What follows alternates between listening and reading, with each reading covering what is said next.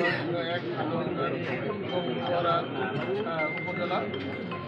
এইখানের মানুষ খুব শান্তিপ্রিয় মানুষ। আমার হালুয়াঘাট উপজেলা ইতিমধ্যে শুনেছেন বাংলাদেশের দরিদ্রতম উপজেলার মধ্যে দ্বিতীয় স্থান। আমাদের হালুয়াঘাট দরিদ্রতম অঞ্চল, এখানে মানুষ শান্তিটাকে সহিংসতা পছন্দ করে। আমি এলাকার সাধারণ মানুষ, পিছিয়ে পড়া মানুষ, দরিদ্র মানুষের জন্য বিগত 16 বছর নিরলসভাবে কাজ করে গিয়েছে, তাদের পাশে থেকেছে। সাধারণ মানুষ আমার পক্ষ নিয়েছে মূলত এই কারণে, যারা মানুষের ভালোবাসা চায়, মানুষের সহযোগিতা চায়, তারা কোনো ধরনের সহিংসতা পছন্দ করে না। এই কারণেই হালুয়াঘাট বড় মানুষ আমার পিছিয়ে নিয়েছে। আর উনি হেভিওয়েট প্রার্থী আমাদের বড় ভাই। আসলে প্রতিযোগিতাতে কেউ হাত দিতে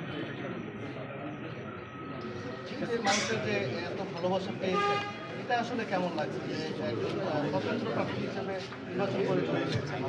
আমি প্রায়ই শুনতাম আমার জন্য মানুষ রোজা রাখছে, নকল নামাজ পড়তেছে, বিভিন্ন লোক মানত করতেছে। আমাদের দরিদ্র অঞ্চল তো দেখা যায়, আমি নির্বাচনকালীন সময়ে একজন মহিলা পেয়েছি, সারাদিন ভিক্ষা করে 70 টাকা পেয়েছে, উনি আমাকে দিয়েছে, এটা ভাইরাল হয়েছে। এরকম অসংখ্য ধরনের উদাহরণ আমার নির্বাচনী এলাকায় গেলে দেখতে পারবেন। মানুষের ভালোবাসা কাছে মানুষ মানুষের জন্য কীভাবে ভালোবাসতে পারে, সেটা হালুয়াঘাট দুয়ারে না গেলে আপনারা আসলে বুঝতে পারবেন। আপনি এমপি হওয়ার পরে এই গরিবরা কি আপনার কাছে ইজিলি যেতে পারবে নাকি আবার আমি গরিব ঘরের সন্তান, আমরা তো সাধারণ মানুষ, সাধারণ মানুষের বেশি চলিত এভাবেই আমাদের চলা। আপনাকে